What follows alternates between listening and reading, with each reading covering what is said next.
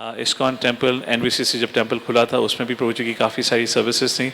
I remember he was one man show who was managing on the ground सारा event, जो कि बहुत ही ज़्यादा कॉम्प्लिकेटेड था.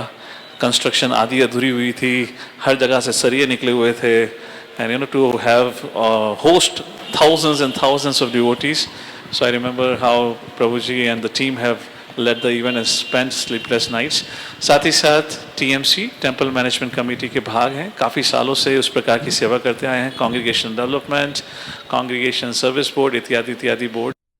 He is like an elder brother for all the temple. I would say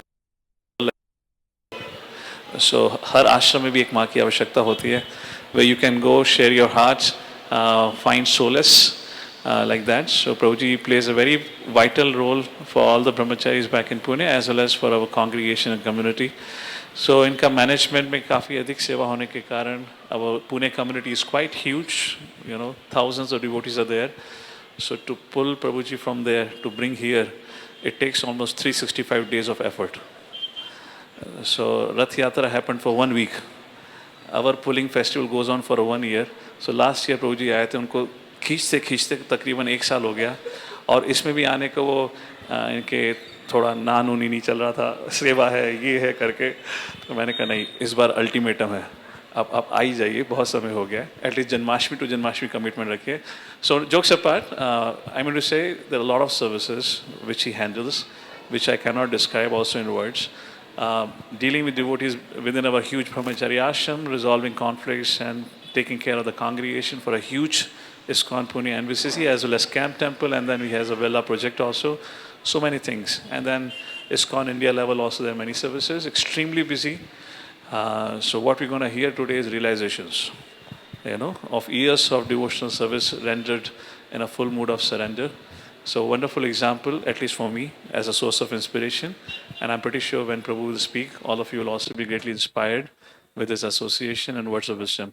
So let's heartily welcome His Grace Yaftipati Prabhu to Hinjawadi. We once loudly chanting Hare Krishna Mahamantra. Hare Krishna, Krishna Krishna, Hare Hare, Hare Ram, Ram Ram, Hare Hare. हरे कृष्ण. मुझे पता नहीं चला कि 1 साल हो गया है sir. समय बाद मुझे बहुत हार्दिक प्रसन्नता है कि फिर से यहाँ पर आप सभी के बीच में आने का अवसर प्राप्त हुआ है. और मदन सुंदर प्रभु जिस तरह का प्रयास यहाँ पर हिंजेवाड़ी में आप सभी की सेवा में कर रहे हैं, वो बहुत ही प्रशंसनीय है, बहुत ही सराहनीय है. क्योंकि इस कॉर्पोरेट वर्ल्ड में रह करके भक्ति का प्रचार करना, लोगों को भक्ति में प्रेरित रखना, कार्यक्रम के लिए इनवाइट करना, और इतनी बड़ी संख्या में आप लोग आए हैं, तो ये उनके कठोर परिश्रम का फल है. और साथ साथ इस्कॉन के जगत में भी उन्होंने अभी डिवोटी केयर सेमिनार देने की सेवा ली है, इसीलिए करीब करीब 2 महीने तक बाहर थे, यूरोपियन कंट्रीज में और अफ्रीका में जाकर के आए. वीडियो देखा होगा, कल ही रिलीज किया, नैरोबी का वीडियो है उनका, अभी कल रिलीज किया उन्होंने. तो यहाँ पर भी और मंदिर में भी आईटी डिपार्टमेंट की सेवा देखते हैं, साथ में डिवोटी केयर का सेमिनार देते हैं. तो काफ़ी सुंदर ढंग से वो सेवाएं कर रहे हैं प्रभुपाद जी की प्रसन्नता के लिए. तो मुझे प्रसन्नता है कि उनके सेवा में मैं भी कुछ सहयोग करने के लिए आपके समक्ष उपस्थित हुआ हूँ. आज हम भगवान का जो जन्माष्टमी आने वाली है, भगवान का आविर्भाव दिवस, उसकी तैयारी हेतु अपनी चेतना को तैयार करने के लिए भगवान के एक बहुत ही महत्वपूर्ण गुण के बारे में थोड़ी चर्चा करेंगे. उसके बाद थोड़ा प्रश्नोत्तर, कीर्तन, प्रसाद इत्यादि करें. ओम नमो भगवते वासुदेवाय. ओम नमो भगवते वासुदेवाय. ओम नमो भगवते वासुदेवाय. ओम अज्ञानतिमिरन्धस्य ज्ञानाञ्जनशलाकया चक्षुरुन्मिलितं येन तस्मै श्रीगुरवे नमः. श्रीचैतन्यमनोभीष्टं स्थापितं येन भूतले स्वयं रूपः कदा मह्यं ददाति स्वपदान्तिकं. वन्देऽहं श्रीगुरों श्रीयुतपदकमलं श्रीगुरून् वैष्णवांश्च श्रीरूपं साग्रजातं सहगण रघुनाथान्वितं तं सजीवं साधुवैतं सावधूतं परिजनसहितं कृष्णचैतन्यदेवं श्रीराधा कृष्ण पादान् सहगण ललिता श्रीविशाखान्वितांश्च नमो विष्णुपादाय कृष्णप्रेष्ठाय भूतले श्रीमते भक्ति वेदांत स्वामिन इति नामिने नमस्ते सारस्वते देवे गौरवाणी प्रचारिणे निर्विशेष शून्यवादी पाश्चात्य देश तारिणे नमो महावदन्याय कृष्ण प्रेम प्रदायते कृष्णाय कृष्ण चैतन्य नामिने गौरतुषे नमः। हे कृष्ण करुणा सिंधु दीनबंधु जगतपते गोपेश गोपिका कांत राधा कांत नमोस्तुते तप्त कांचन गौरांगी राधे वृंदावनेश्वरी वृषभानुसुते देवी प्रणमामि हरिप्रिये वाञ्छाकल्पतरुभ्यश्च कृपा सिन्धुभ्यैव च पतितानां पावनेभ्यो वैष्णवेभ्यो नमो नमः। जय श्री कृष्ण चैतन्य प्रभु नित्यानंद श्री अद्वैत गदाधर श्रीवासादि गौर भक्त वृंद हरे कृष्णा कृष्णा कृष्णा हरे हरे हरे राम राम राम हरे हरे मुखं करोति वाचालं पंगुं लंघायते गिरिं यत्कृपात्तमहं वन्दे श्रीगुरुदीनतारिणं परमानन्दमाधवं श्रीचैतन्येश्वरम्। हरे कृष्ण। आज के इस कृष्ण स्मरणम सत्र में आप सभी का फिर से हार्दिक स्वागत है। वैसे तो शास्त्रों का नियम है कि स्मृतव्यम सततम विष्णु विस्मृत्यम न जातुचित सर्ववेदी निषेधाशु एतयोर एव किंकरः। जितने भी हमारे शास्त्र हैं उन शास्त्रों का अगर निचोड़ कहा जाए, उन शास्त्रों के जितने आदेश हैं जितने निर्देश हैं उनका अगर सार निकाला जाए तो उसका सार निकल के आता है कि हमें सदैव स्मर्तव्यम सततम विष्णु, सदैव भगवान विष्णु का स्मरण करना चाहिए और विस्मृत्यम न जातुचित, कभी उनका विस्मरण नहीं करना चाहिए। जितने भी शास्त्रों में नियम इत्यादि हैं ये केवल इन दो चीजों के लिए है, कैसे भगवान का स्मरण किया जाए और कैसे भगवान का विस्मरण से बचा जाए। तो कोई कह सकता है कि ऐसा क्यों है, यही क्यों सार है, बहुत सारी चीजें कर सकते हैं लोग, पूजा पाठ इत्यादि करते हैं और बहुत सारी यात्राओं में जाते हैं, बहुत बड़े बड़े अनुष्ठान करते हैं, लेकिन जिस प्रकार से इस शरीर को बिना सांस लिए हम चला नहीं सकते हैं, बिना खाना खाए रह सकते हैं, बराबर, कभी कभी फास्टिंग करते हैं। और आजकल तो एक नई तकनीक आई है, नई विधि आई है, इसको क्या बोलते हैं, ऑटोफैगी या कुछ ऐसा बोलते हैं, जिसमें कि आपको फास्टिंग करने के लिए मार्गदर्शन किया जाता है। उस मार्गदर्शन के लिए पैसा लेते हैं जो उसके कंसल्टेंट है, ये बताने के लिए आपको खाना नहीं है, एक दिन खाना एक दिन नहीं खाना, एक दिन खाना एक दिन नहीं खाना, फिर 2 दिन एक दिन खाना 2 दिन नहीं खाना, ऐसा। तो खाना रोकने के लिए पैसा देना पड़ता है। तो खाने के बिना जीवन चल सकता है, पानी के बिना भी साल में एक बार निर्जल एकादशी प्राय लोग कर ही लेते हैं, लेकिन श्वास के बिना कुछ सेकंड के अतिरिक्त हम जीवित नहीं रह सकते। तो जिस प्रकार से इस देह को, शरीर को चलाने के लिए श्वास की आवश्यकता होती है, उसी प्रकार से आत्मा के पोषण के लिए भगवान का स्मरण श्वास के जैसा कार्य करता है। आत्मा का स्वभाव है सदैव भगवान का स्मरण करना, लेकिन जब हमारे वास्तविक स्वभाव को हम भूल जाते हैं तो फिर हमको प्रैक्टिस करनी पड़ती है, फिर हमको थोड़ा प्रयास करना पड़ता है। तो उसी प्रयास के अंतर्गत हम हर हफ्ते अभी एक सत्र में भगवान कृष्ण की लीलाओं का, भगवान कृष्ण के चरित्र का, उनके रूप का, उनके गुणों का वर्णन हम सुन रहे हैं, जिससे कि हम उनको स्मरण कर सकें, क्योंकि भगवान को स्मरण करना यही जीवन का वास्तविक उद्देश्य है। तो पिछले सत्र में, पिछले सप्ताह में श्रीमान मदन सुंदर प्रभु ने भगवान का कैसे आविर्भाव हुआ उसके बारे में चर्चा की। आज हम थोड़ा सा भगवान के एक महत्वपूर्ण गुण के बारे में चर्चा करेंगे। तो भगवान के गुण से पहले यह समझना आवश्यक है कि वास्तविक रूप में भगवान एक व्यक्ति है। व्यक्ति है लेकिन साधारण नहीं। हम लोग साधारण है, हमारी क्षमताएं हैं, सीमित है, और हमारा जो शरीर है वो भी नश्वर है, शाश्वत नहीं, बदलता रहता है और एक समय पर शरीर छूट जाता है। लेकिन भगवान का शरीर दिव्य है, सच्चिदानंद विग्रह, ईश्वर परम कृष्ण सच्चिदानंद विग्रह।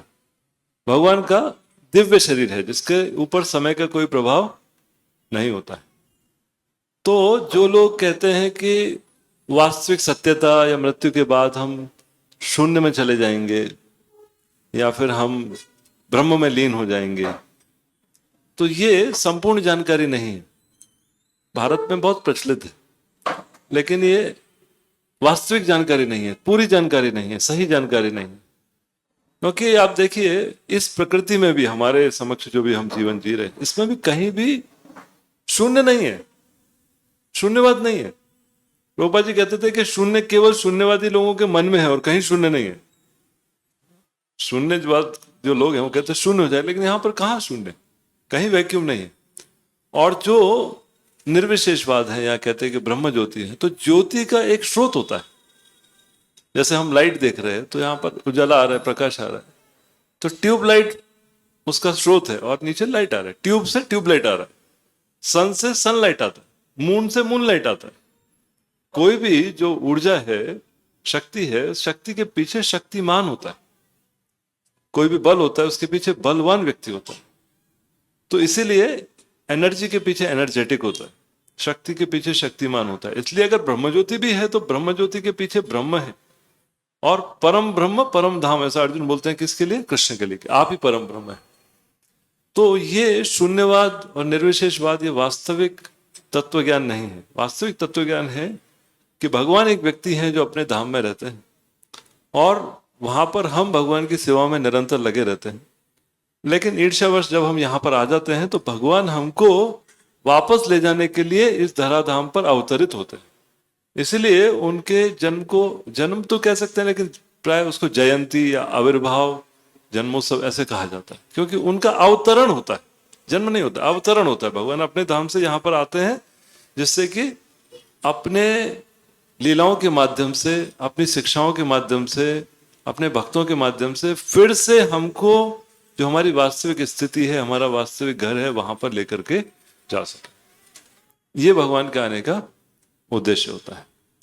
तो जब कोई व्यक्ति होता है या कोई वस्तु भी होता है, उस वस्तु को निर्धारित करने के लिए, उसको परिभाषा देने के लिए, उसको पहचानने के लिए 4 चीजें लगती है, कोई वस्तु हो या व्यक्ति हो। पहला, उसका नाम। यहां पे कोई ऐसा है जिसका नाम नहीं? नहीं, कोई भी ऐसा है? नाम सबका नाम है। और नाम एक ही नहीं होता, कई बार कई नाम होते हैं। घर का नाम अलग होता है और मदर एक नाम से बुलाती है, पिताजी एक और नाम से बुलाते हैं, और दादी तीसरे नाम से बुलाती है, नानी चौथे नाम से बुलाती है ना? भारत में तो ऐसा होता है। और फिर स्कूल का नाम एकदम अलग होता है। तो इस प्रकार से हर वस्तु का और हर व्यक्ति का एक नाम होता है, और नाम के साथ साथ उसका एक रूप होता है। वो दिखने में कैसा है, या चीज कैसी है, या व्यक्ति कैसा है दिखने में, रूप होता है उसका, है ना? इसीलिए हम लोग देखते हैं हर एक का प्रिंट अलग अलग रहता है। किसी का नाक बड़ा है, लंबा है, छोटा है, आंख अलग है, लिप्स अलग है, पूरा एक अलग ही फोटो उसका अलग ही रहता है। जुड़वा होते हैं, कभी कभी थोड़ा सिमिलर दिखते हैं, लेकिन वो सब भी बाद में अलग अलग हो जाते हैं, पहचान में आ जाते हैं। तो हर वस्तु का और हर व्यक्ति का रूप होता है, दिखने में कैसा है। उसके बाद हर वस्तु का, व्यक्ति का गुण होता है, क्वालिटीज क्या है। नाम भी है, रूप भी है, लेकिन पूरा विवरण अभी भी नहीं मिला। तो व्यक्ति का नाम है, उसका रूप भी देखा, लेकिन व्यवहार कैसा है ये नहीं कह सकते ना। इसीलिए कभी कभी अच्छे दिखने वाले लोग भी थोड़ा गलत व्यवहार कर देते हैं या गलत आदतों में पड़ जाते हैं। तो देख करके समझ नहीं सकते कि व्यक्ति कैसा है। नाम, रूप, उसका गुण चाहिए, और गुण के बाद उसका क्रिया क्या है, कर्ता क्या है, एक्टिविटी क्या है। तो इसी प्रकार से जैसे कि इस जगत में हर वस्तु और हर व्यक्ति का नाम होता है, रूप होता है, गुण होता है और क्रिया होती है, उसी प्रकार से भगवान के भी नाम है, रूप है, गुण है और लीला है। लेकिन भगवान के नाम रूप गुण लीला ये सभी दिव्य है। अगर भगवान के नाम रूप गुण लीला की चर्चा अगर हम करते हैं, उनका स्मरण करते हैं, उनका नाम का जप करते हैं, रूप का ध्यान करते हैं, गुणों की चर्चा करते हैं, लीला का स्मरण करते हैं, तो क्या होता है, हम लोग भी हमारी जो भौतिक चेतना है, शारीरिक चेतना है, इससे ऊपर उठ जाते हैं, आध्यात्मिक चेतना विकसित करते हैं। और अगर भगवान के नाम रूप गुण और लीला को छोड़कर इस दुनिया के किसी व्यक्ति के बारे में या वस्तु के बारे में अगर हम चर्चा करते हैं, जैसा कि टीवी में, न्यूज़पेपर में और सोशल मीडिया में होता रहता है, उससे हमारी चेतना और ज्यादा दूषित हो जाती है, उससे और हम इस संसार के बंधन में फंस जाते हैं। तो इसलिए भगवान के नाम रूप गुण लीला की चर्चा करना ये हमारा परम कर्तव्य है, ये हमारा परम धर्म है।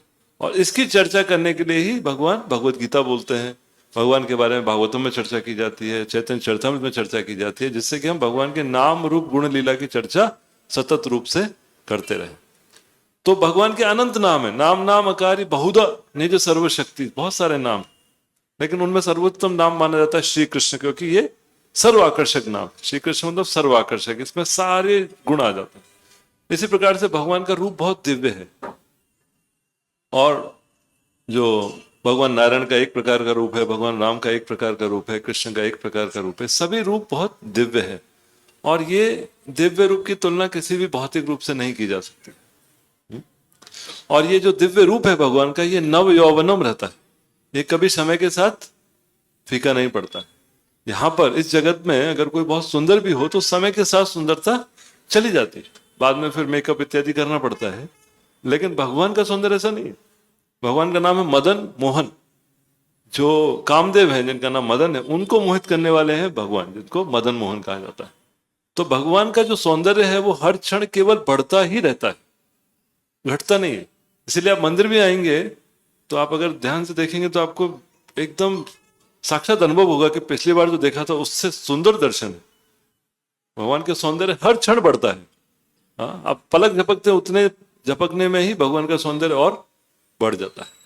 तो भगवान का सौंदर्य कभी फीका नहीं पड़ता है, कभी पुराना नहीं होता, वो नव यौवनम रहता है। और भगवान के अनंत गुण है, भगवान के गुणों की चर्चा अनंत शेष अपने सहस्त्र मुख से करते हैं, अनंत काल से करते आ रहे, लेकिन उनकी कोई सीमा प्राप्त नहीं कर पाते।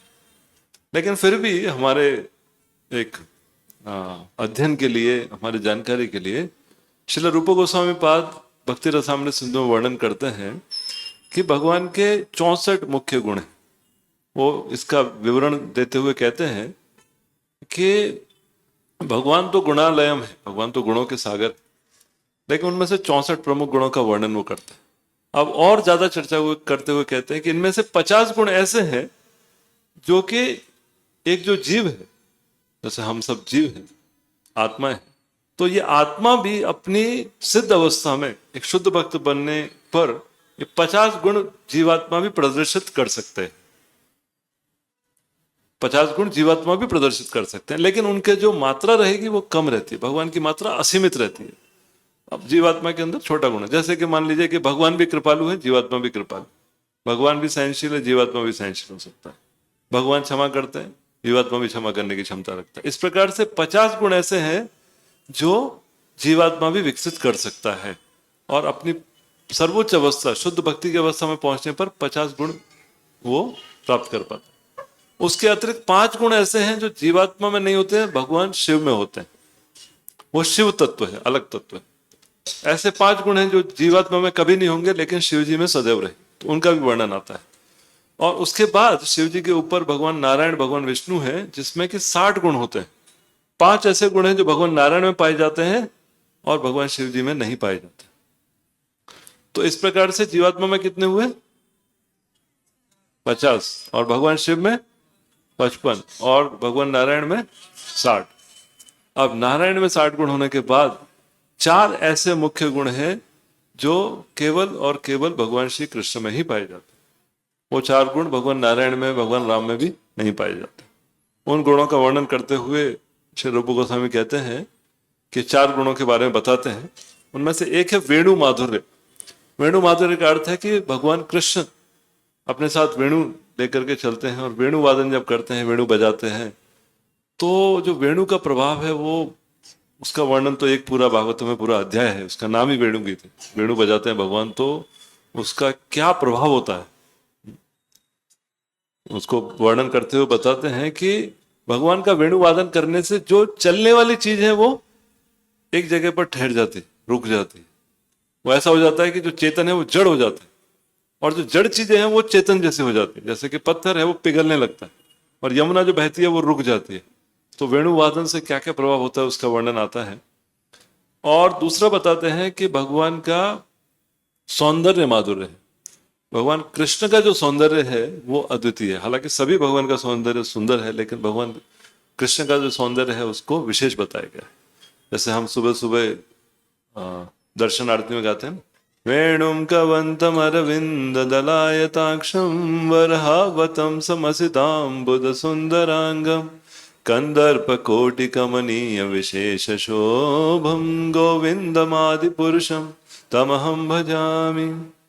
तो सौंदर्य का सुंदर वर्णन करते हुए कहते हैं कि कंदर्प कोटि कमनीय विशेष शोभम, करोड़ों करोड़ों कंदर्प, करोड़ों करोड़ों कामदेव को मिला देंगे तो भी भगवान के सौंदर्य से तुलना नहीं की जा सकती। सौंदर्य का बहुत सुंदर वर्णन है भागवतम में, कई जगह पर आचार्यों ने कई जगह पर किया। तो उनका एक सौंदर्य माधुर्य है, और भगवान का एक लीला माधुर्य है। कृष्ण की जो लीलाएं हैं उसमें एक विलक्षण रस, कोई और अवतार, कोई और भगवान इस प्रकार की बाल लीला नहीं करते। कभी आपने सुना कि भगवान राम किसी के घर में गए, कुछ चोरी करके लेके आ गए? रामलीला में बाल लीला है नहीं, बाल कांड है लेकिन बाल लीला नहीं। बाल कांड में भगवान राम को विश्वामित्र मुनि लेकर के जाते हैं असुरों का वध करने के लिए, भगवान राम और लक्ष्मण को, और वो वहां पर विश्वामित्र मुनि उनकी सेवा करते हैं बाल्यावस्था में, और वहां पर एक सुंदर श्लोक का भी उच्चारण करते हैं, कौशल्या सुप्रजा रामम पूर्व संध्या प्रवर्तते उत्तिष्ठ नरशार्दूलम के उत्तिष्ठ, ऐसे करके उत्तिष्ठ, हाँ। तो इस तरह से जो जो विश्वामित्र मुनि है वो भगवान के बाल रूप का दर्शन कर रहे हैं, बाल रूप की सेवा कर रहे हैं, वही बालखंड। नरसिंह देव तो पूरा फुल फ्लेज्ड एकदम मैच्योर अवस्था में प्रकट हुए, एकदम एडल्ट मैरिड लक्ष्मी जी के साथ। अभी महाअवतार नरसिंह मूवी चल रही है ना, कुछ लोग देखे आए होंगे, तो नरसिंह देव काफी पॉपुलर है इस टाइम में।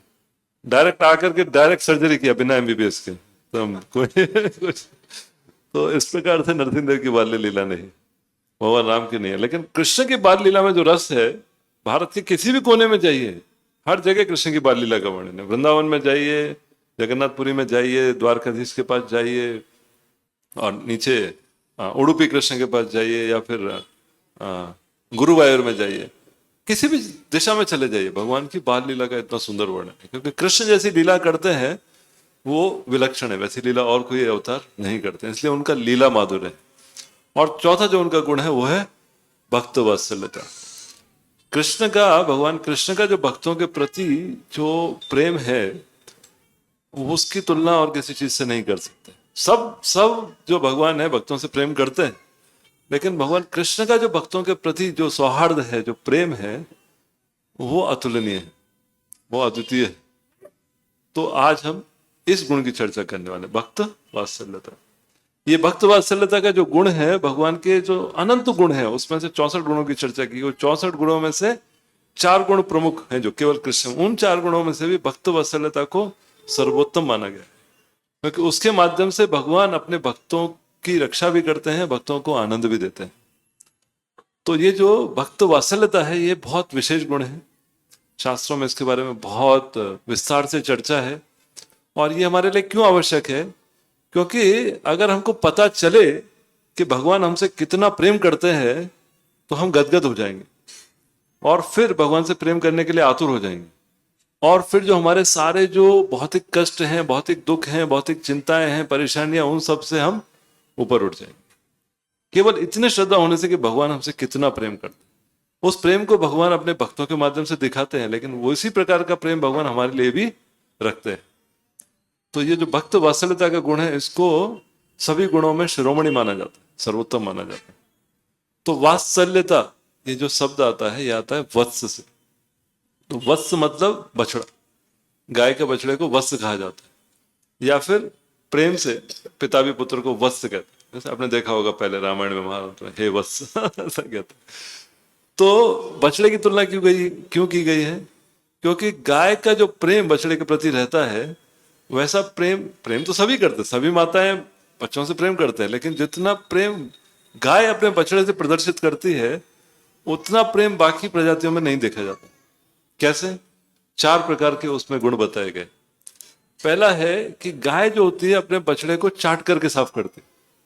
वो शहरों में आपने शायद देखा नहीं होगा बछड़े का जन्म कैसे होता है, लेकिन हमारी गौशाला है वेला फार्म में, कोतवाड़ी में, राजगढ़ के पास।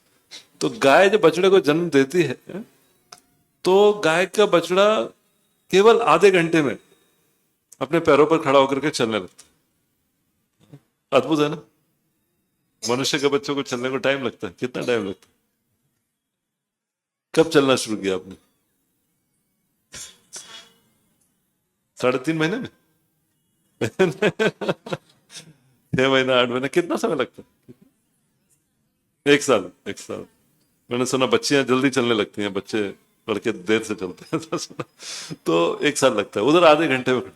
और गाय जो होती है उसकी जीभ बहुत खुरदरी, बहुत रफ रहती है, लेकिन जो बछड़ा है, बछड़े के ऊपर उसका वो कोटिंग वगैरह ऐसा रहता है जब जन्म होता है। तो गाय जो है एकमात्र प्राणी है, एकमात्र माता है जो बछड़े को चाट चाट करके साफ करती है।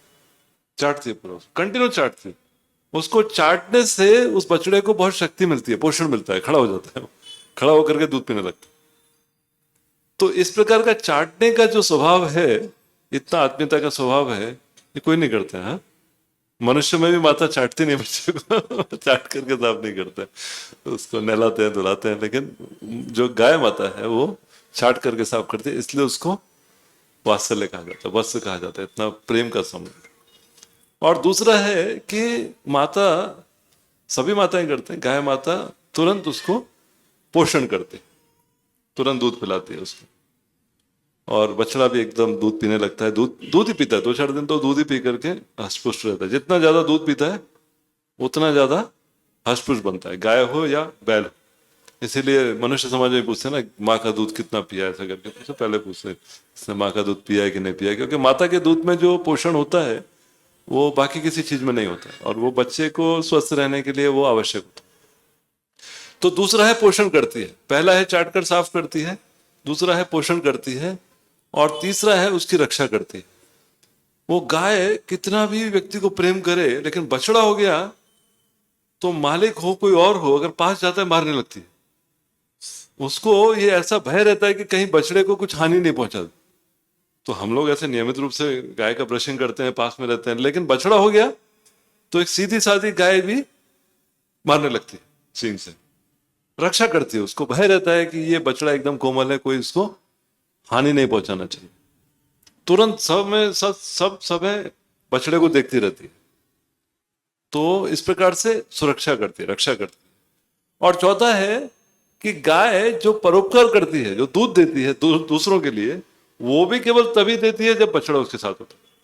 अगर बछड़ा दूध नहीं पिएगा तो गाय दूध नहीं देगी। देखा, इसीलिए ग्वाले क्या करते हैं ना, पहले थोड़ा सा बछड़े को छोड़ते हैं, और बछड़े के प्रति जब वात्सल्यता आ जाती है तो उसके थन में दूध आ जाता है, फिर बछड़े को तो हटा लेते हैं, और फिर दूध जो है वो दूध होने वाला दूध निकालता है, अन्यथा दूध नहीं देगी। तो इस प्रकार से जो पोषण के लिए, दूसरों के पोषण के लिए भी जो गाय दूध देती है, वो भी केवल बछड़े के कारण देती है। बछड़े के कारण जो प्रेम है उसके कारण ही दूसरों का उद्धार करती है, दूसरों का पोषण करती है।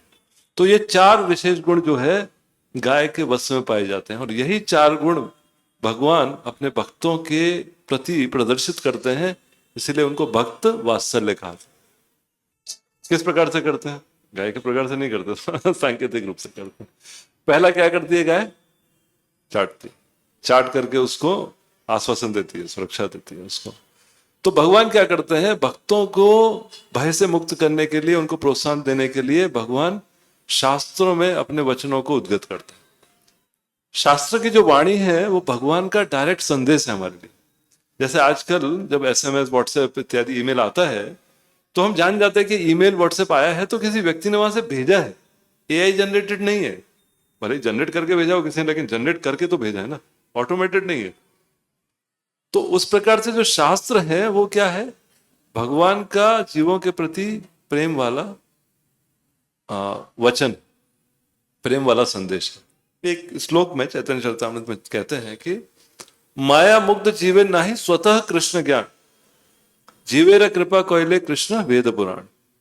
कि माया में जब जीव मुग्ध हो जाता है तो उसको स्वतः ज्ञान नहीं रहता है, मैं कौन हूं, मेरा जीवन का उद्देश्य क्या है, ये ज्ञान नहीं रहता।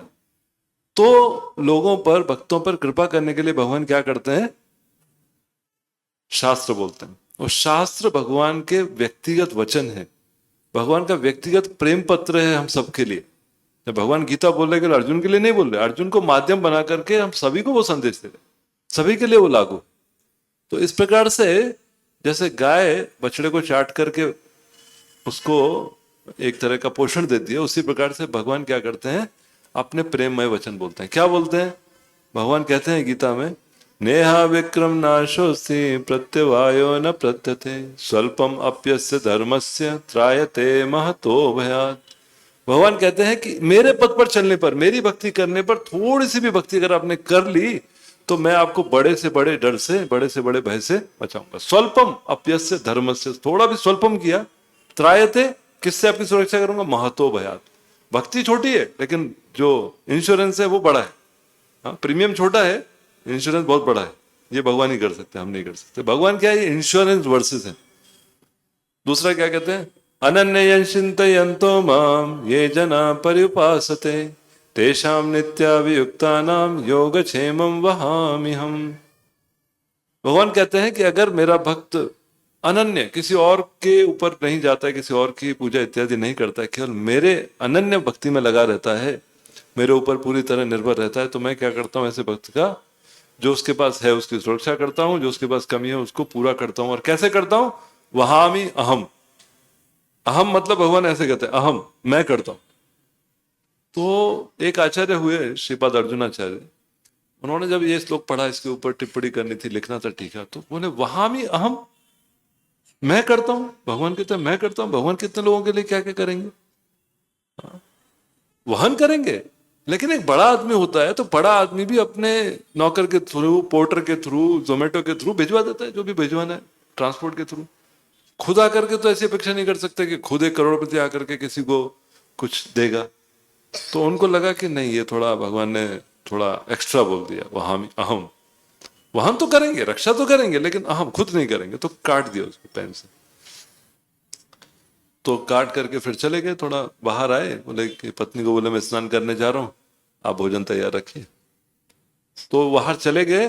जाने के बाद थोड़े समय के बाद वहां पर घर में दो बच्चे आए, एक श्याम वर्ण का और एक श्वेत वर्ण का। दोनों बच्चे आए और भारी भरकम सामान लेकर के, आटा और चावल और दाल, घी, शक्कर इत्यादि लेकर के आए।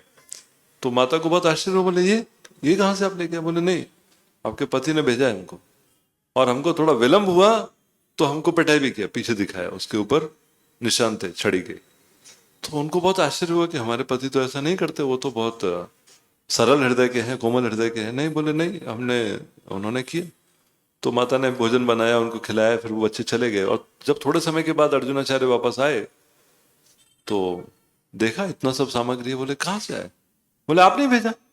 पत्नी ने बोला आपने भेजा। बोले मैंने किसको भेजा? नहीं, वो दो बच्चे आए थे, एक श्याम वर्ण का, एक श्वेत वर्ण का, वो आए थे। और नहीं, वो थोड़ा लेट हुए तो आपने उनको पीटा भी। आप तो इतने निर्दयी नहीं है, आप तो इतने कठोर नहीं है। उनको कुछ समझ में नहीं आया क्या हुआ। तो अर्जुन आचार्य वापस जाके देखने गए गीता के ऊपर, तो जो वहामी अहम जो शब्द को कट किया था, वो फिर से जो कट के ऊपर कट वहां से चला गया।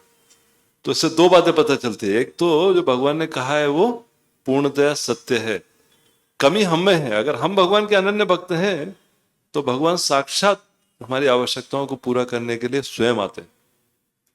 भगवान के लिए कोई बड़ी चीज नहीं है। एक बार अकबर ने बीरबल को पूछा, तुम्हारे भगवान इतने बड़े हैं, क्यों आप कहते हैं खुद आते हैं सब करने के लिए?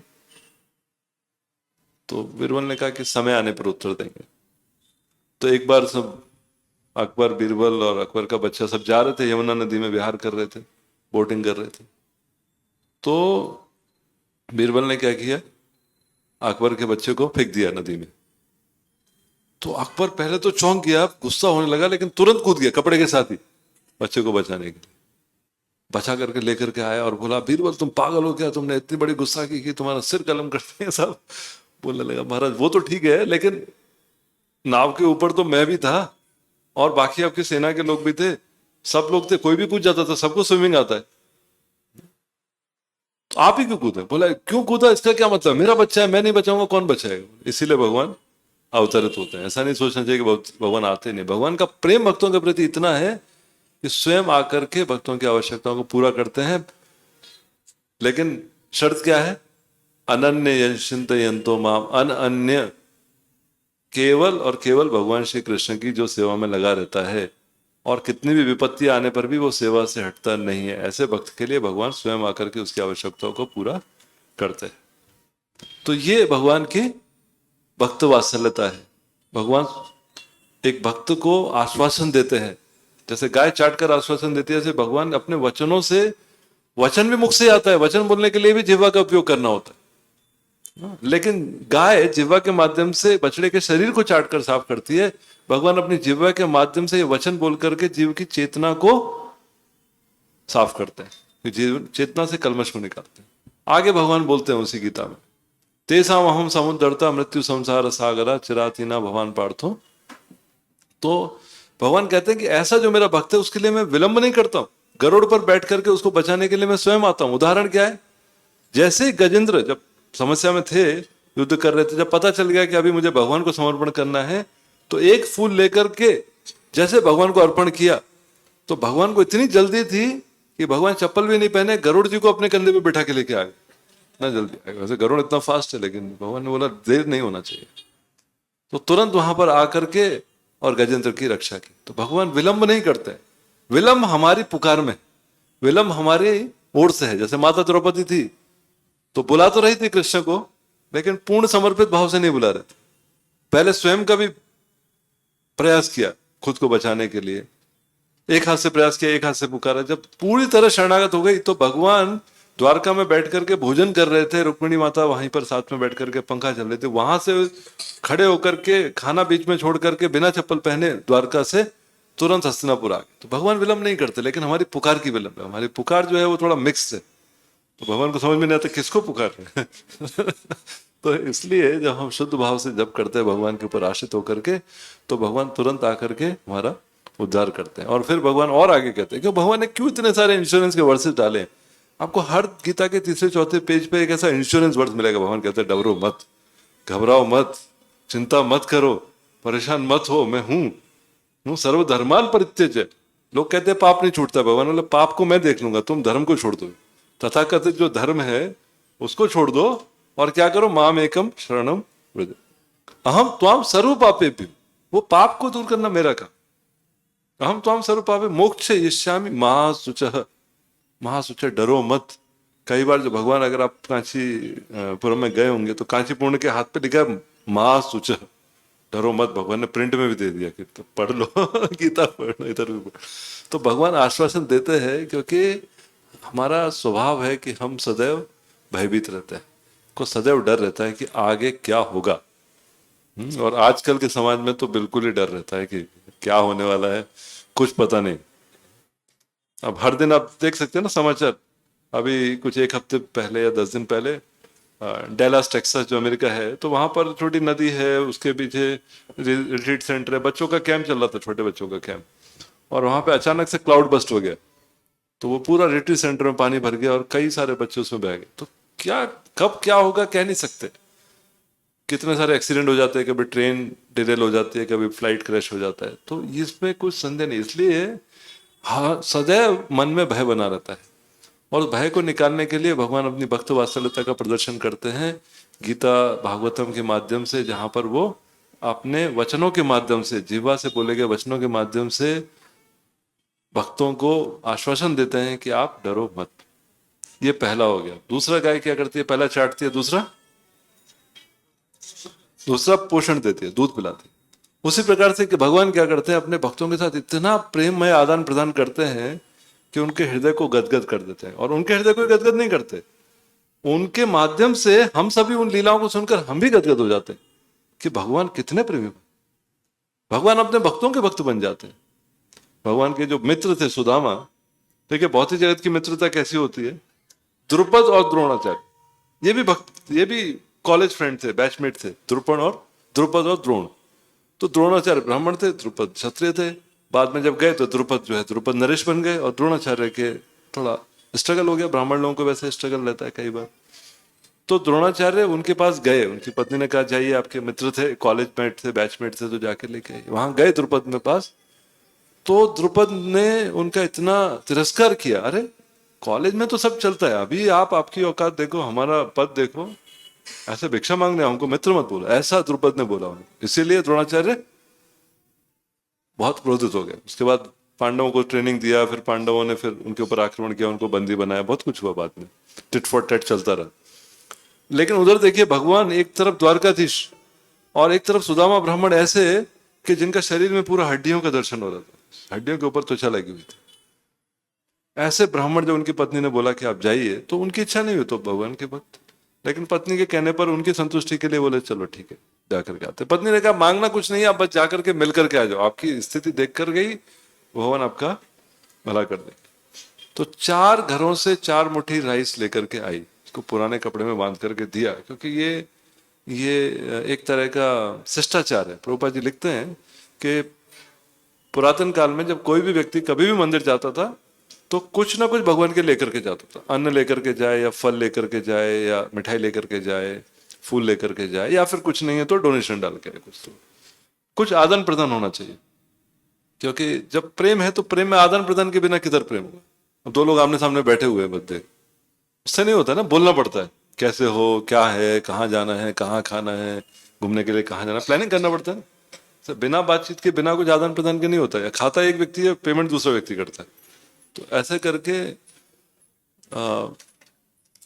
तो भगवान के लिए लेकर के गए, झोली में 4 झोली में राइस का लेकर के गए, और सुदामा भगवान का भजन गाते गाते आ गए। बहुत सुंदर भजन है, एक हमारे परम पूज्य नवयुगेंद्र महाराज गाते हैं, वो एकदम गाते हैं और महाराज रोते हैं उसको गाते गाते। आप लोग यूट्यूब वगैरह पे देख सकते हैं। अरे द्वार पालो कन्हैया से कह दो, द्वारे सुदामा गरीब आ गया, ऐसे करके गीत है।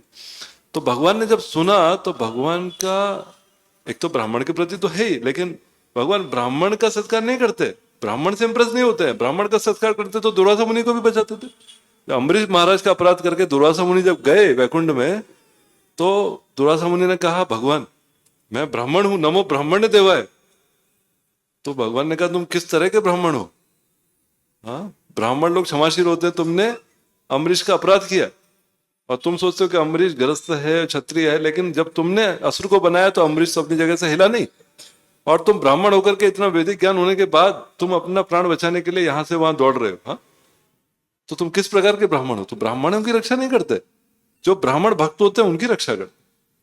भगवान को ब्राह्मण वत्सल नहीं कहा गया, भक्त वत्सल कहा गया।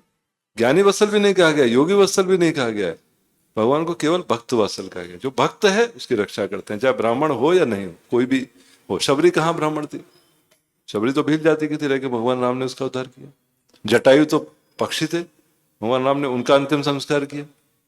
हनुमान जी तो वानर थे, लेकिन भगवान ने उनसे मित्रता की। तो भगवान ये जाति पाति इत्यादि पर नहीं जाते। भगवान भक्ति, भक्त्या तो तोष भगवान, भक्ति से ही भगवान संतुष्ट होते हैं।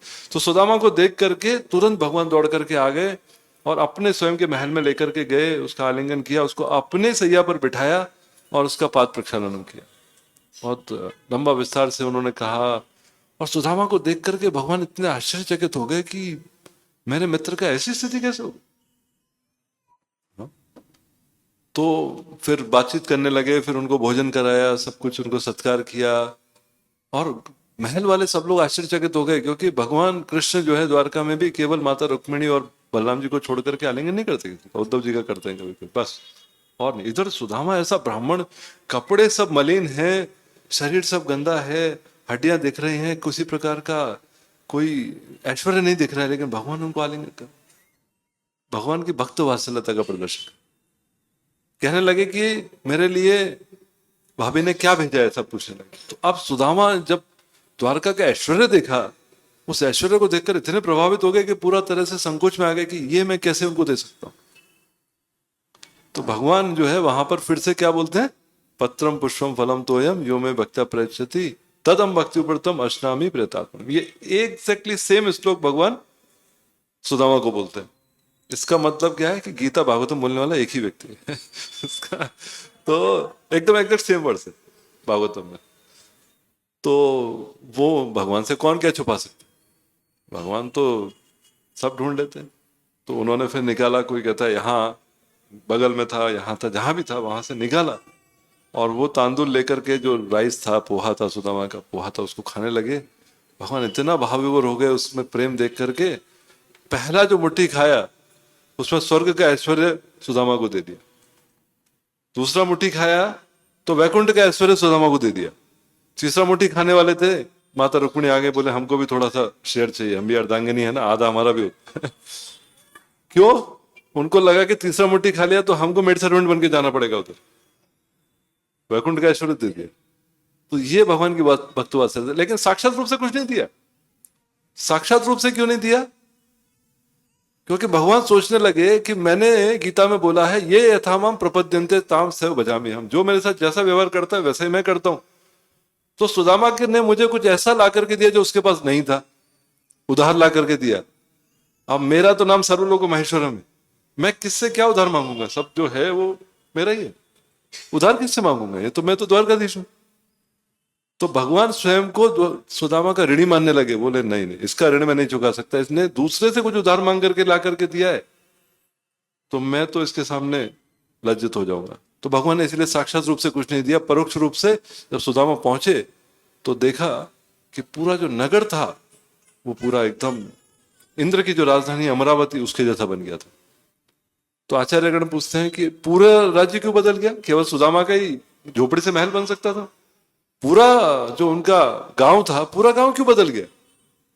सोच सकते ना, सब लोग अपने लिए काम करते। देखिए वैष्णव का स्वभाव देखिए, भगवान ने सोचा कि सुदामा वैष्णव है, सुदामा हमारा भक्त है, और भक्त सदैव ये चाहता है कि मुझसे ज्यादा प्रगति दूसरे लोगों की, मुझसे ज्यादा ऐश्वर्य, ज्यादा जो भी धन संपत्ति, बल, नाम इत्यादि दूसरे को मिले।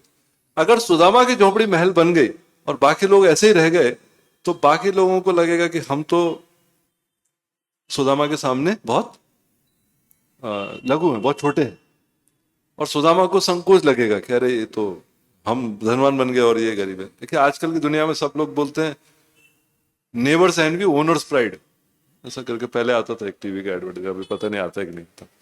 तो लोग दूसरों को दिखाने के लिए कि देखो हमारे पास BMW है, तुम्हारे पास फोर्ड का ही कार है, हाँ हमारे पास तो बंगलो है, तुम तो 1 BHK में रहते हो। लेकिन ऐसी भावना वैष्णव में नहीं होती। वैष्णव सदैव दूसरे का सम्मान करता है। तो सुदामा की ऐसी भावना नहीं हो, उसको उससे परेशानी नहीं हो, इसलिए भगवान ने क्या किया, पूरा जो उनका पोरबंदर नाम का गांव था, उस गांव का हर व्यक्ति का ऐश्वर्य संपदा सब वैकुंठ के समान हो गए, पूरा गांव बदल गया। ये भगवान का उनके प्रति आदान प्रदान था, ये भक्त वात्सल्यता है।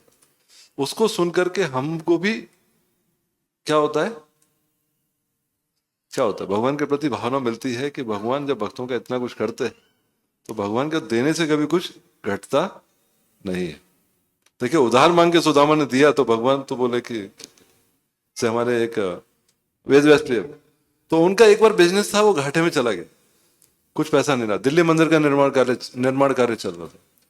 तो जो भी था भक्तों को कम पड़ता था तो वहीं आते थे, वो चेक काट के देते थे। तो फिर जो है एक भक्त ने बोला कि देखो उन प्रभु जी का जो बिजनेस है वो भी डाउन है, पैसा नहीं है, तो अभी उनसे मांगने मत जाना, देखेंगे कलेक्शन करेंगे, कुछ करेंगे। तो प्रभु जी वहीं आ गए, उसमें वेद व्यास प्रिय तो आ गए, और वो कहने लगे कि ऐसा क्यों, देखो अभी मेरा बिजनेस घाटे में चल रहा है, तो मैंने जो टी-शर्ट पहना है ना ये भी लोन के पैसे का है, जो जीन्स पहना है ये भी लोन के पैसे का, जूता पहना है ये भी लोन के पैसे का, जो कार बाहर खड़ी है वो भी लोन के पैसे। जब लोन के पैसे से मेरा जीवन चल सकता है तो भगवान का मंदिर का कंस्ट्रक्शन क्यों नहीं चल सकता? इतना हौसला होना सोचिए।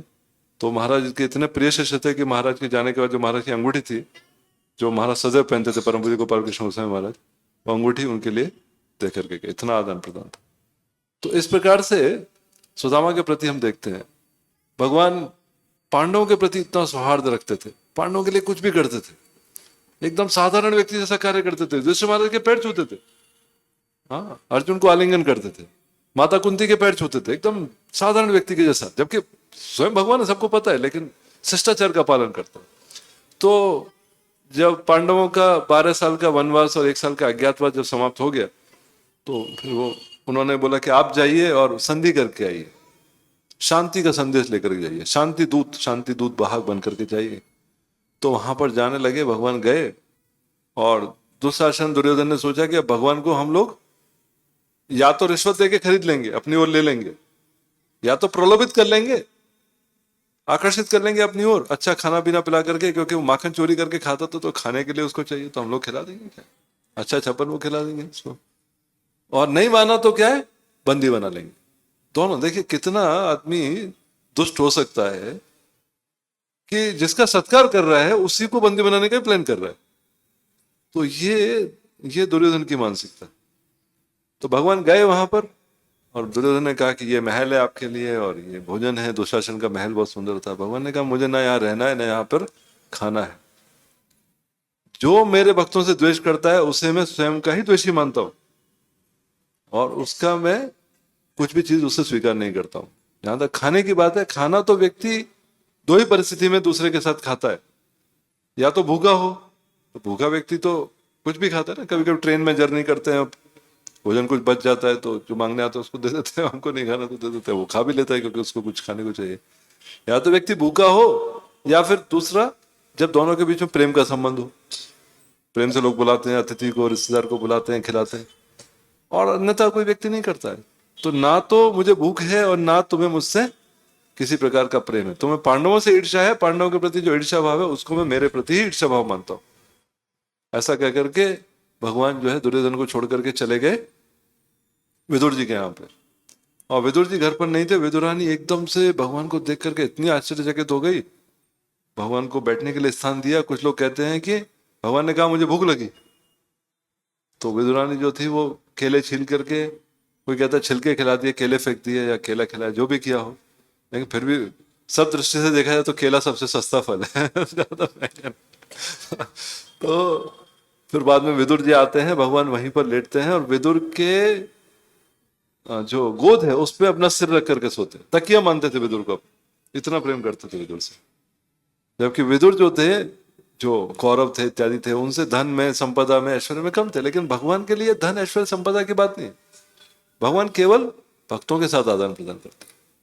तो इसलिए कहा जाता है रूखो साग दुर्योधन को भोग न खायो, रूखो साग विदुर घर खायो, ऐसे प्रेम पुजारी राधे श्याम श्याम श्याम, जय माधव मदन मुरारी राधे श्याम श्याम श्याम।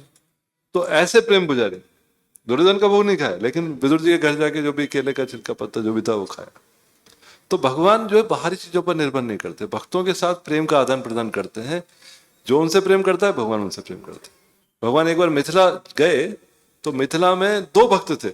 एक वहां के राजा थे बहुलाशव, और एक वहां पर एक बहुत गरीब ब्राह्मण थे श्रुतदेव। तो भगवान गए, उसके भगवान के साथ नारद मुनि और व्यास देव और सुखदेव गोस्वामी और असित देवल सब ऋषि मुनि गए। द्वारका से निकले भगवान एक बार भक्तों को, वो आए क्यों नहीं, क्योंकि दोनों जो महान राजा और ये तो दोनों घर पे विग्रह की पूजा करते थे, तो विग्रह को छोड़ के द्वारका नहीं जाना चाहते थे।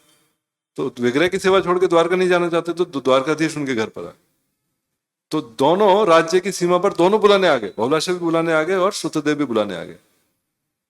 तो भगवान भक्तों की सेवा करने के लिए, भक्तों को प्रेम प्रदर्शित करने के लिए क्या किया, दो साइड बन गए। भगवान के लिए संभव है, जैसे जूम होता है ना, एक साथ दो जूम ज्वाइन कर लिया तो दोनों जगह दिखते हैं ऐसा। तो दो सेट बन गए, सारे जो ऋषि मुनि थे वो भी दो सेट बन गए, और एक सेट चला गया बहुलाशव के साथ, एक सेट चला गया शुद्धदेव के साथ। दोनों जगह पे अलग, दोनों भगवान के भक्त थे, प्रेमी भक्त थे। बहुलाशव राजा थे तो उन्होंने सोने का सिंहासन दिया सबके लिए, पाद प्रक्षालन किया, सोने की थाली पर खिलाया, और उनका मनोरंजन करने के लिए बहुत सारी व्यवस्था की। भगवान उनसे भी खुश हुए। और शुद्धदेव गरीब ब्राह्मण थे, भगवान आ गए और 8-10 ऋषि मुनि आ गए, तो आसन ही नहीं थे इतने सारे, तो पड़ोसी से आसन मांग के लेकर के आए। फिर उनको थोड़ा जलपान कराया, फिर पत्तल के ऊपर जो भी कंदमूल फल फूल था वो खिलाया, और मनोरंजन के लिए कुछ नहीं था तो अपना ही चादर लेकर के डांस करके भगवान का एंटरटेनमेंट भी किया। तो ऐसे करके भगवान शुद्धदेव और बहुलाशव दोनों से समान रूप से प्रसन्न हो गए। तो इस प्रकार से भगवान अपने भक्तों के साथ आदान प्रदान करते हैं और इससे भगवान भक्तों का पोषण करते हैं। जैसे गाय बछड़े का पोषण करती है दूध पिला करके। तीसरा क्या करती है गाय? रक्षा करती है बछड़े को पूरा। तो उसी प्रकार से भगवान भी क्या करते हैं भक्तों की रक्षा करते हैं। कभी भक्तों के शरीर की रक्षा करते हैं, लेकिन शरीर की रक्षा सदैव नहीं करेंगे क्योंकि शरीर तो जाने वाली है, तो भौतिक शरीर है, इसका कुछ नहीं। लेकिन उससे ज्यादा है कि भक्तों की जो श्रद्धा है उसकी रक्षा करते हैं, भक्तों का जो वचन दिया है उसकी रक्षा करते हैं। इसलिए भगवान गीता में भी कहते हैं, हाँ, क्षिप्रम भवति धर्मात्मा शाश्वत शांतिम निगच्छति कौन्तेय प्रतिजाने न मे भक्त प्रणश्यति। हे कुंती के पुत्र कौन्ते, अर्जुन तुम ये घोषणा कर दो कि न मे भक्ता प्रणश्यति, मेरे भक्त का कभी विनाश नहीं होगा, मेरे भक्त का जो वचन है वो कभी खाली नहीं जाएगा। तो अर्जुन कहते हैं आप ही बोल दो, गीता आप ही बोल रहे हैं तो माइक आपके पास है, आप ही बोल दो ना उसको घोषणा करने के लिए, दूसरों को माइक क्यों देने के। तो भगवान कहते हैं नहीं, मैं बोलूंगा तो मैं मेरी बात बदल सकता हूं, लेकिन भक्त ने जो बोल दिया वो झूठा नहीं होगा, इसलिए तुम बोलो, तुम्हारी बात पे विश्वास करेंगे। क्यों? क्योंकि मैंने तो बोला मैं युद्ध नहीं करूंगा, लेकिन क्या हो गया कि दुर्योधन गया भीष्म पितामह के पास, बोला पितामह आप पूरी शक्ति से युद्ध नहीं कर रहे क्योंकि आपके चहेते हैं पांडव लोग। अरे भीष्म ने कहा कि भाई चहेते हैं और हैं, लेकिन फिर भी जब तक कृष्ण वहां पर है तब तक उनका कोई कुछ नहीं कर सकता है। राखे कृष्ण मारे कृष्ण। तो दुर्योधन तो विश्वास नहीं किया। ठीक है बोले, ये 5 बाण निकालता हूं, कल इस 5 बाण से पांडवों का मैं वध कर दूं। दुर्योधन खुश हो गया, बोला मैं रख लेता हूं, कहीं आपका मन बदल गया कुछ हो गया। दुर्योधन ने रख लिया वो 5 बाण। कृष्ण उधर चिंतित हो गए क्योंकि कृष्ण को तो ऐसा नहीं है कि कुछ वीडियो कैमरा चाहिए, कृष्ण तो अंतर है ना, हृदय के अंदर बैठते हैं परमात्मा के रूप में, सब पता चलता है, पूरा लाइव ब्रॉडकास्ट होता है। भगवान चिंतित हो गए, पांडव सब निश्चिंत है। अरे पांडव लोगों को बोले तुमको कुछ चिंता है कि नहीं? बोले क्यों चिंता है, आप है तो चिंता आपका डिपार्टमेंट है। बोले भाई बच्चे लोग खुश रहते हैं ना, माता पिता लोग चिंता, जब तक बच्चे रहते हैं, बच्चे बड़े हो जाते हैं तो चिंतित वो भी हो जाते हैं। तो अर्जुन को बोला जाओ दुर्योधन के पास जाओ, क्या करना है? बोले जाओ और बोलो कि एक बार आपको गंधर्वों से बचाया था, उस समय हमने बोला था कुछ मांगना तो मांगना ना, वो 5 बाण दे दो। बोले कौन से 5 बाण? बोले तुमको जानने की जरूरत नहीं कौन से 5 बाण, जाओ 5 बाण लेके आओ। तो वो तो खैर लंबी कथा है, गए दुर्योधन के पास 5 बाण लेके आए। दुर्योधन क्रोधित हो गया, भीष्म पितामह को बताया कि देखो 5 बाण चले गए। भीष्म पितामह ने बोला पूरी जो शक्ति थी वो 5 बाणों में लगा दी थी, अब 5 बाण चले गए, अब नहीं कर सकता, रिपीट नहीं हो सकता, वन टाइम था, ये वन टाइम मिसाइल था, एक बार छोड़ दिया तो फिर नहीं वापस, रीयूजेबल नहीं था, वन टाइम यूज वाला था। तो भीष्म पितामह इतना क्रोधित हो गया कि अब मेरा वचन पूरा नहीं होगा क्योंकि मैंने बोला था पांडवों का वध करूंगा। फिर एक और वचन ले लिया, क्योंकि वो भीष्म है ना, भीष्म मतलब जो भीषण प्रतिज्ञा लेते हैं वो भीष्म। बोले कल या तो मैं अर्जुन का वध करूंगा, ऐसा युद्ध करूंगा, या फिर कृष्ण को अपनी प्रतिज्ञा तोड़नी पड़ेगी जो बोला है कि अस्त्र नहीं उठाऊं। तो फिर अगले दिन युद्ध हुआ और भीष्म पितामह एकदम फुल फायर पे थे। और अब अर्जुन जो भी है ना, उनके पिताश्री है, मतलब दादाश्री है, तो थोड़ा वो था। और कृष्ण बोल रहे हैं लड़ो उनसे, युद्ध करो, बाण चलाओ, लेकिन अर्जुन के मन में थोड़ी फिर भी।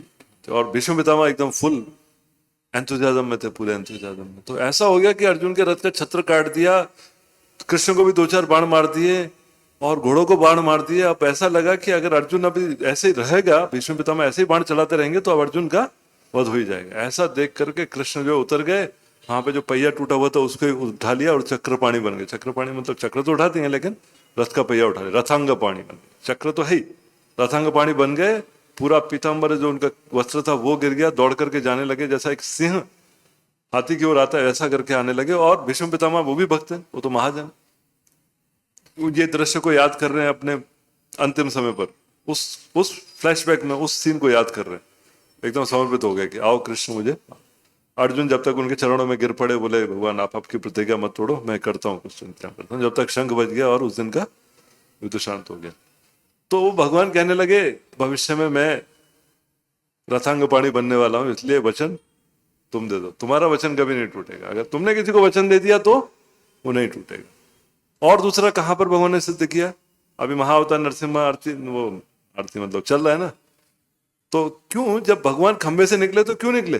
क्योंकि सत्यम विधातुम निज भृत्य भाषुतम भाषितम, अपने भृत्य का, अपने सेवक का वचन रखने के लिए भगवान खंबे से प्रकट हो गए, क्योंकि प्रहलाद महाराज ने कह दिया हाँ इस खंबे में है भगवान।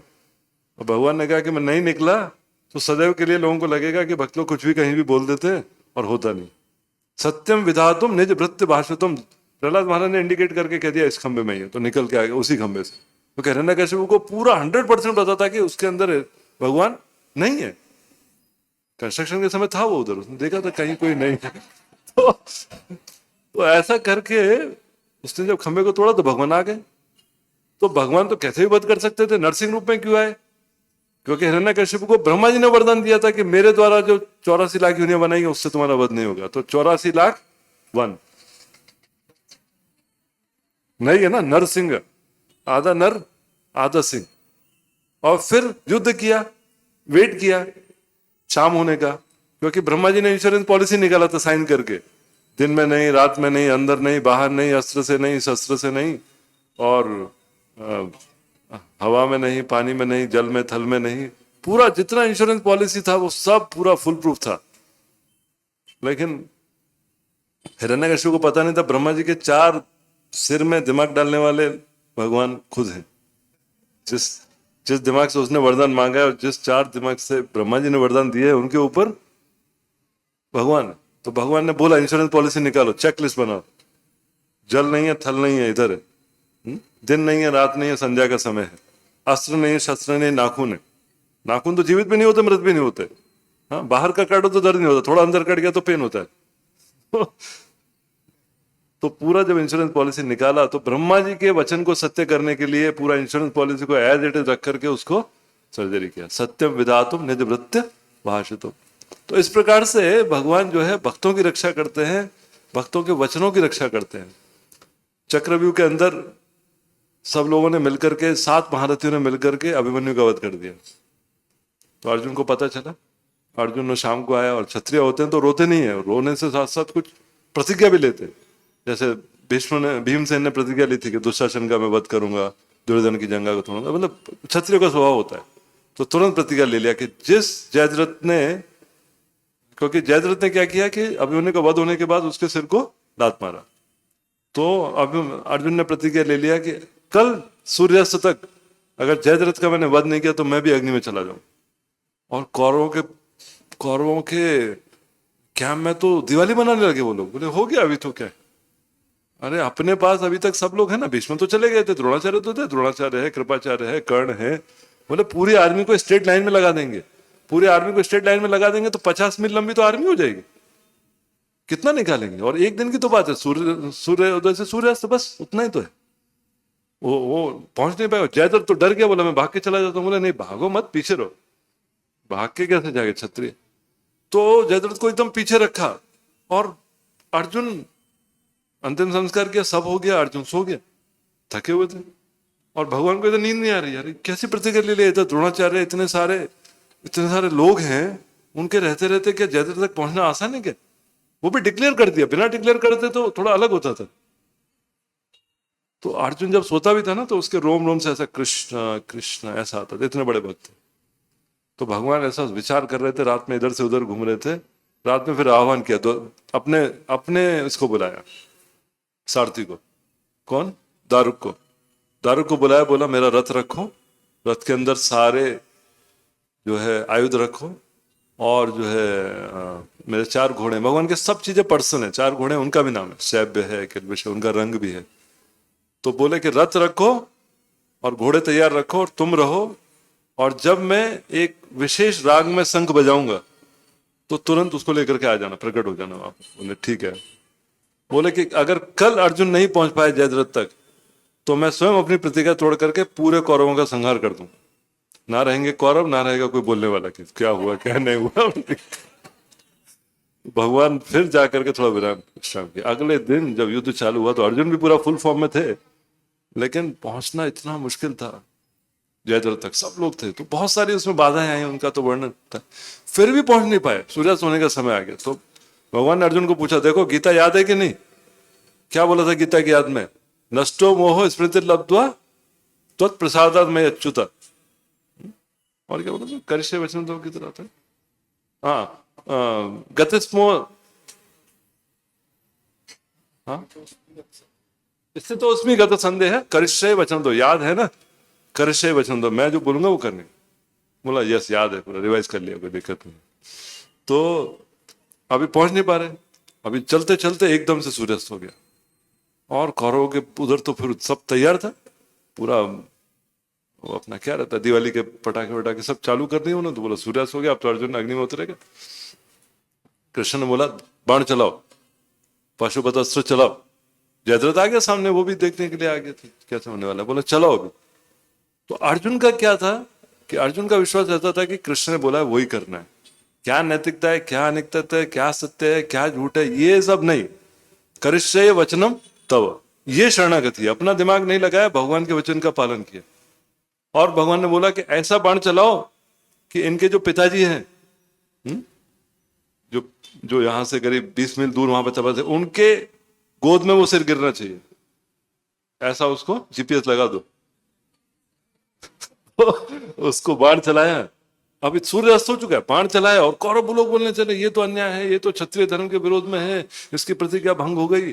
बाण चलाया, जयद्रथ का सिर कटा, उसको बाण लेकर के गया जहां पर उनके पिताजी बैठे थे, वहां पर गिरा, और जैसे ही वो सिर उनके गोद में गिरा, और जैसे ही गोद में से वो एकदम आश्चर्यचकित हो गए, नीचे गिराया, उनका सिर भी फट गया, पिताजी का भी। वो तो अर्जुन को पता नहीं क्या हुआ, दूर है, 20 मील दूर, उन्होंने देखा नहीं, लेकिन जैसे ही जयद्रथ का सिर कटा, तभी जो है सूर्य फिर से वापस आया। तो फिर कौरवों का जो सेलिब्रेशन था, फेस्टिवल था, वो बंद हो गया, वो डूम्सडे बन गया, फिर सेलिब्रेशन डे से डूम्सडे बन गया। तो इस प्रकार से भगवान का बहुत लीलाएं हैं, जहां पर कि भगवान भक्तों की हर प्रकार से रक्षा करते हैं। प्रहलाद महाराज की कितने प्रकार से रक्षा की, उनको अग्नि में जलाया गया, विष पिलाया गया, हाथी के नीचे डाला गया, लेकिन भगवान उनकी रक्षा की। तो ऐसे भगवान जो है अपने भक्तों की सदैव हर प्रकार से रक्षा करते हैं। तो जैसे गाय रक्षा करती है वत्स की, बछड़े की, ऐसे भगवान भी रक्षा करते हैं। और चौथा गुण अभी कौन सा बच गया? हाँ, भगवान जब दूसरों को सहायता के लिए भी आते हैं ना, तो केवल जब भक्त को कष्ट होता है, भक्त की रक्षा के लिए आते हैं। क्या बोलते हैं भगवान? यदा यदा ही धर्मस्य ग्लानिर्भवति भारत अभ्युत्थानम धर्मस्य त्रायतो महतो भयात्। और कौन सा है एक और उसमें? परित्राणाय साधूनां विनाशाय च दुष्कृतां धर्म संस्थापनार्थाय संभवामि युगे युगे। परित्राणाय साधुनां विनाशाय च दुष्कृतां तो होता रहता है, वो तो भगवान कैसे भी कर सकते हैं, विनाश के लिए आने की जरूरत नहीं है। परित्राणाय साधुनां, साधु का परित्रण करने के लिए, भक्तों की रक्षा करने के लिए आते हैं। जब हिरण्यकशिपु का आतंक बढ़ गया, हिरण्यकशिपु का एक जो अध्याय है श्रीमद् भागवतम के 7वें स्कंद के 3रे अध्याय है, उसका नाम है हिरण्यकशिपु टेरराइजेस द यूनिवर्स। हिरण्यकशिपु का यूनिवर्स को क्या कहते हैं? ब्रह्मांड के स्तर का आतंक। हम तो बोलते हैं भाई ये कहाँ, यहाँ का आतंकवादी, वहां का आतंकवादी, ये कौन सा था? ये ब्रह्मांड का आतंकवादी था, हिरण्यकशिपु का ब्रह्मांड में आतंक। तो पूरे ब्रह्मांड में इतना आतंक मचा दिया और कोई कुछ नहीं। चाइल्ड प्रोटेक्शन टीम भी नहीं था, चाइल्ड मोलेस्टेशन कर रहा था, चाइल्ड प्रोटेक्शन टीम भी नहीं था, पुलिस भी वही था, आर्मी भी वही था, सब वही था। तो हिरण्यकशिपु ने देवताओं को क्या किया? भगा दिया, और कुछ लोगों को क्या कर दिया? उनको एम्प्लॉयमेंट, बिना सैलरी के एम्प्लॉयमेंट में लगा दिया। और देवता लोगों को आदत नहीं है, उन लोगों को आदत है महल में रहते हैं, वन में घूमते हैं और अपना थोड़ा आनंद लेते हैं। देवताओं का उनको बोला, किसी को बोला सब्जी कट करो, किसी को बोला किचन में जाके कुकिंग करो, किसी को बोला सफाई करो, ऐसा करके लगा दिया। तो देवता लोग परेशान हो गए, आदत नहीं है, बोले हम लोग को ये सब करने की आदत नहीं है, और आदत नहीं तो ऐसा हिरण्यकशिपु देखता था केवल, तो देवता लोग ऐसे कामते थे। 33 करोड़ देवता मिलकर के जो कैबिनेट चलाते हैं, हिरण्यकशिपु अकेले ही चला लेता था, इतना शक्ति था उसका। असुरों के लिए, असुरों में हिरण्यकशिपु से बढ़कर कोई असुर नहीं हुआ, असुर श्रेष्ठ है। इसीलिए प्रहलाद महाराज बोले ना, हाँ क्या बोले? असुरवर्य देहिनाम, कैसे शुरू होता है श्लोक? असुरवर्य बोले, वैसे असुरवर्य मतलब असुरों में श्रेष्ठ। तो उसको अच्छा लगा, क्योंकि असुर को असुर बोलेंगे तो अच्छा लगता है ना, सुर को, आम आदमी को असुर बोलेंगे तो उसको खराब लगेगा, तो असुरवर्य। तो ऐसा इतना कष्ट होने पर देवता लोग चले गए भगवान के पास, भगवान नारायण की उपासना की शक्ति। भगवान नारायण ने कहा देखो मैं तुम्हारी प्रार्थना से प्रसन्न हूं, लेकिन तुमको थोड़ा सहन करना पड़ेगा। केवल जब हिरण्यकश्यपु मेरे भक्त प्रहलाद को कष्ट देगा तो प्रहलाद को बचाने के लिए मैं अवतरित होऊंगा, क्योंकि तुम लोग मिश्रित भक्त हो। अभी इधर से छूट जाओगे तो फिर स्मरण चला जाएगा, तो अभी थोड़ा याद रहेगा। सब्जी कटिंग करते करते भगवान का स्मरण रहेगा, सुनाएंगे भूल जाएंगे, तो तुम्हारे लिए अच्छा है, थोड़ा स्मरण करो, थोड़ा समय के प्रभाव है, बाद में हो जाएगा। तो भगवान देवताओं की पुकार से नहीं आए। जब प्रहलाद महाराज को बोला कि कहां तेरा भगवान है, प्रहलाद महाराज ने बोला इस खंभे में, तब आए। तो इसलिए भगवान जब इस पृथ्वी पर आते हैं तो सामान्य रूप से नहीं आते, जब भक्त प्रार्थना करता है तब भगवान आते हैं। श्री चैतन्य महाप्रभु अपने आप से नहीं आए। जब अद्वैत आचार्य ने इस जगत की स्थिति देखी और उनके मन में करुणा आई और उन्होंने कहा कि भगवान को आना चाहिए, तो तुलसी दल और गंगा जल जब शालिग्राम शिला को अर्पण किया और जोर जोर से हरि नाम का उच्चारण किया, हरिदास ठाकुर ने नाम का उच्चारण किया, हरिदास ठाकुर और अद्वैत आचार्य की प्रार्थना को पूरा करने के लिए भगवान अवतरित हुए। भगवान सदैव भक्तों की प्रार्थना के रूप में अवतरित हुए। दशरथ महाराज की इच्छा थी कि हमको पुत्र की प्राप्ति होनी चाहिए, उसके लिए पुत्र कामेष्ट यज्ञ किया। तो ऐसा यज्ञ करने का उनकी इच्छा की पूर्ति करने के लिए भगवान राम प्रकट हुए। राम को मारना ये सब तो साइड बिजनेस है। तो इसलिए जैसे गाय अपने बछड़े को पिलाने के लिए दूध प्रकट करती है, बाद में दूसरों को भी देती है, उसी प्रकार से भगवान भी जब प्रकट होते हैं तो भक्तों की रक्षा करने के लिए प्रकट होते हैं और साथ साथ बाकी जीवों का भी उद्धार साथ में कर देते हैं। क्यों कर देते हैं? क्योंकि भक्त ऐसी प्रार्थना करते हैं। जैसे प्रहलाद महाराज ने प्रार्थना की कि मेरे पिताजी का उद्धार कर दीजिए, बाकी सब लोगों का उद्धार हो, ऐसा उन्होंने प्रार्थना की, तो भगवान ऐसे प्रकट होता है। तो इस प्रकार से जो भगवान है ये भक्त वात्सल्यता का प्रदर्शन करते हैं। जिस प्रकार से गाय बछड़े को चाट करके और उसको दूध पिला करके उसकी सुरक्षा करके और उसको दूध पिलाने के लिए परोपकार का कार्य करती है, उसी प्रकार से भगवान भी क्या करते हैं, वैदिक साहित्य के माध्यम से अपना जो ज्ञान है आश्वासन देते हैं भक्त को, और भक्तों के साथ जो आदान प्रदान है उससे भक्तों का पोषण करते हैं। कृष्ण कथा से, भक्त और भगवान की लीला से हमारा पोषण होता है और सुरक्षा प्रदान करते हैं। भक्तों को सुरक्षा देते हैं, शारीरिक रूप से भी देते हैं, लेकिन उनके श्रद्धा की सुरक्षा करते हैं। हमारे कई भक्त लोग हैं, कई लोगों को कैंसर हो जाता है, कई लोग एक्सीडेंट में चले जाते हैं, लेकिन उनकी श्रद्धा नहीं छूटती, श्रद्धा उनकी कम नहीं होती है।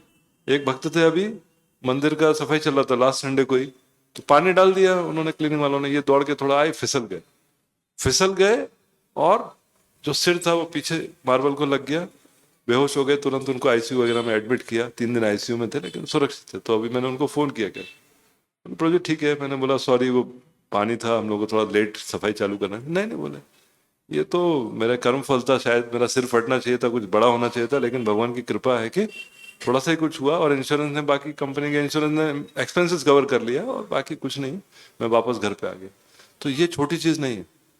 ऐसा श्रद्धा बनाए रखना, जब जीवन में कठिन परिस्थिति आए उस कठिन परिस्थितियों में भी श्रद्धा बनाए रखना, ये भगवान की सुरक्षा होती है, भगवान की कृपा होती है। और ये कृपा भगवान अपने भक्तों के उदाहरण के माध्यम से प्रस्तुत करते हैं।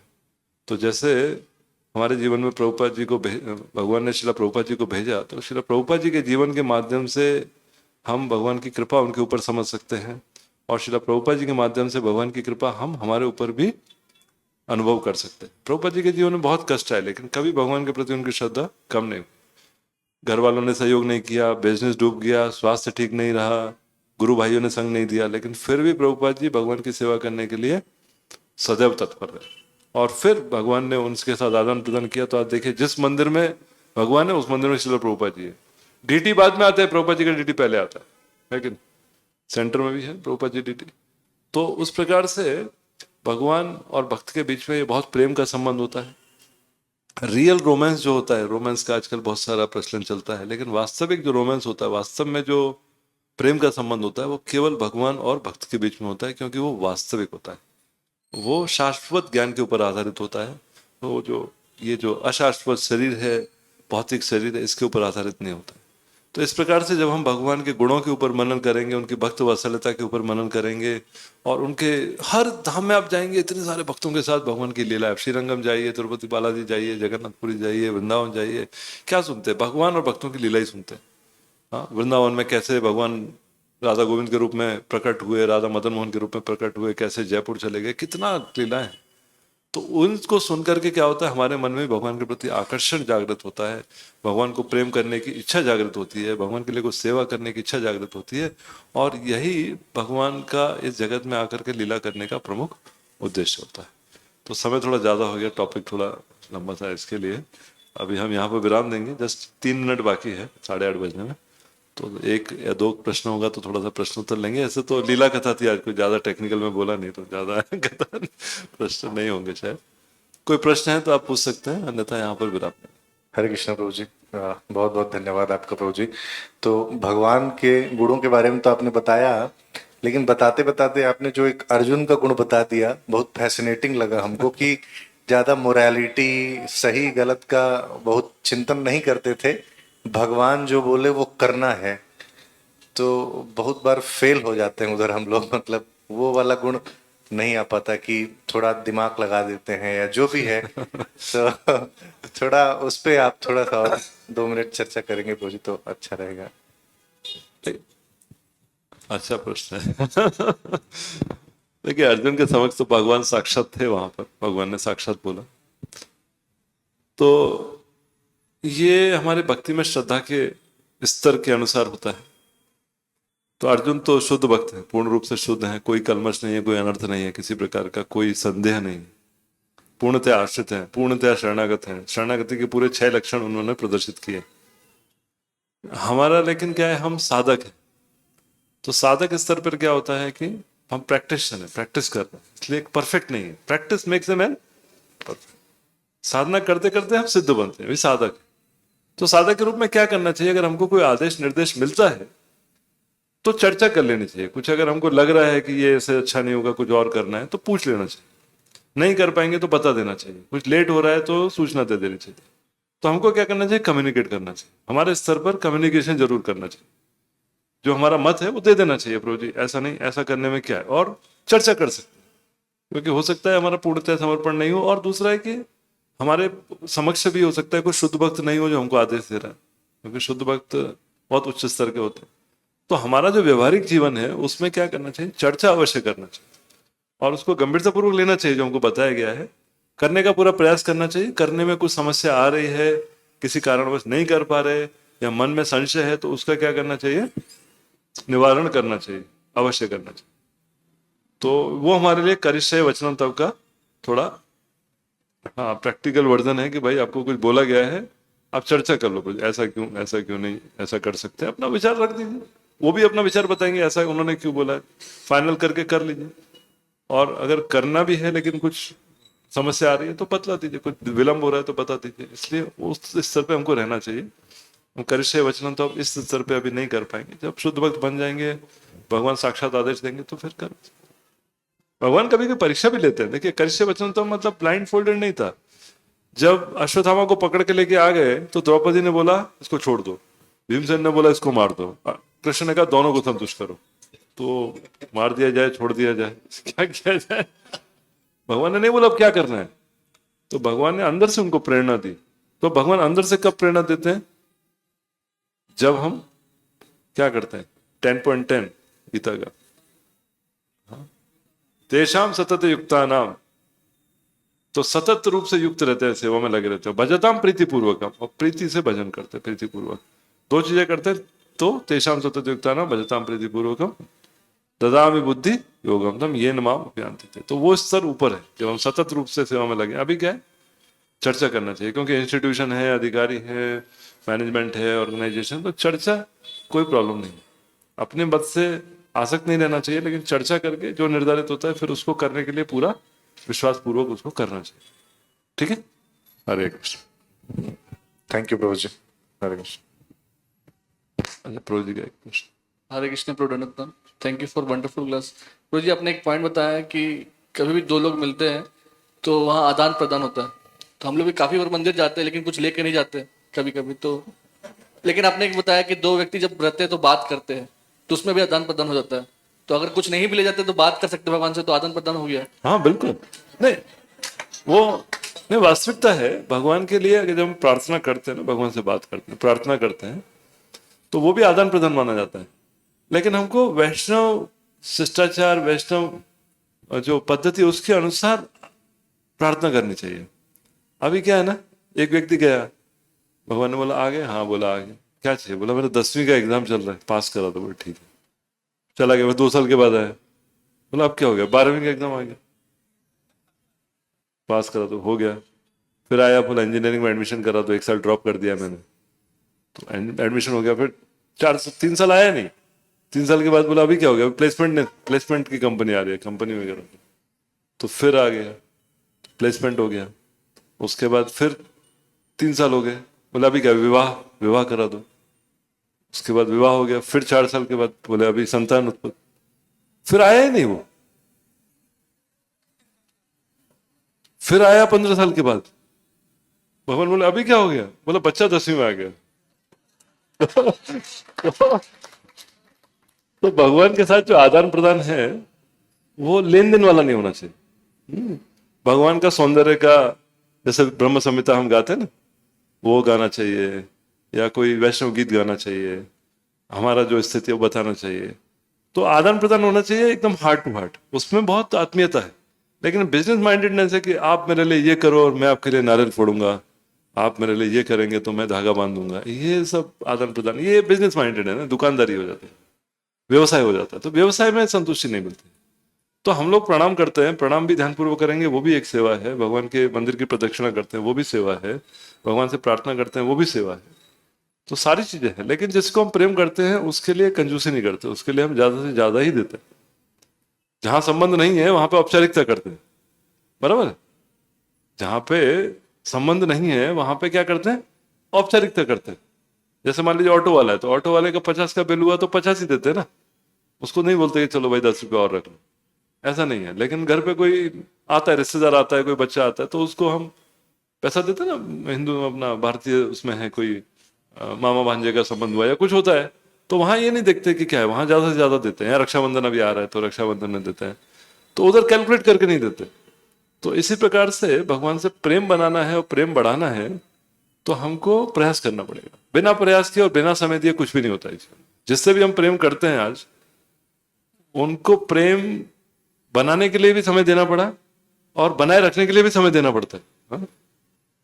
कभी कभी विवाह को 5-10 साल भी हो जाते हैं और थोड़ा समय देना कम हो गया, ऑफिस का लोड बढ़ गया, तो घर में परेशानी हो जाती है। हालांकि इतना समय का संबंध है, क्यों, उसको समय देकर के बनाए भी रखना पड़ता है। तो उस प्रकार से भगवान के साथ भी अगर प्रेम का संबंध बनाना है और बढ़ाना है तो समय देना पड़ेगा। तो समय भी भेंट है, क्योंकि समय तो धन से ज्यादा मूल्यवान है। लेकिन इसलिए हमको क्या है, जो हमारी क्षमता है उसके अनुसार जितना हम दे सकते हैं उतना प्रयास करना चाहिए, क्योंकि भगवान को देना ही ये जीवन की सार्थकता है। छूट तो जाएगा ही, कुछ हमारे साथ आया नहीं है, कुछ जाएगा नहीं, लेकिन रहते रहते अगर हमने भगवान की सेवा में लगा दिया अपना तन मन धन, तो वो हमारे जीवन की सार्थकता का, हमारा आत्मशुद्धि का और हमारे जो वांछित हमारा जो गति है उसको प्राप्त करने का माध्यम बन जाए। उस भावना से हमको करना चाहिए, लेकिन बेसिक मिनिमम पे नहीं अटके रहना चाहिए। सदैव सोचना चाहिए कि आगे और क्या करना है। मैं 5 मिनट के लिए मंदिर गया, 10 मिनट के लिए जाऊंगा, 1 माला किया, 4 माला करूंगा।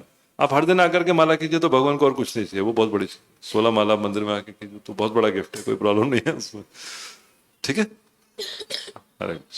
we will stop here. It's time 8:35. बहुत बहुत धन्यवाद। शिला प्रभुपाद की, कृष्ण स्मरण महोत्सव की, श्री कृष्ण जन्माष्टमी महामहोत्सव की, गौर। हरे कृष्णा।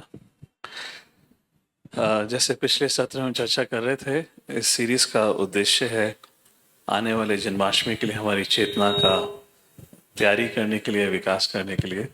तो आज ये जो विषय था भक्त वत्सलः, उसका बहुत खूबसूरत तरीके से प्रभु जी ने अर्थ समझाया। कुछ चीज़ें मेरे दिमाग में चल रही थी, चिंतन चल रहा था जब प्रभु जी बोल रहे थे। जैसे लोग भौतिक प्रेम उसके ऊपर बहुत चर्चा करते हैं, बहुत लिखते हैं, परंतु जिस प्रकार से अब आध्यात्मिक प्रेम भक्त वत्सला की दृष्टिकोण से समझाया, तो हम समझ सकते हैं भौतिक प्रेम की परिभाषा जहाँ खत्म भी नहीं होती वो, और जहाँ आध्यात्मिक प्रेम शुरुआत होता है, कितना अंतर है।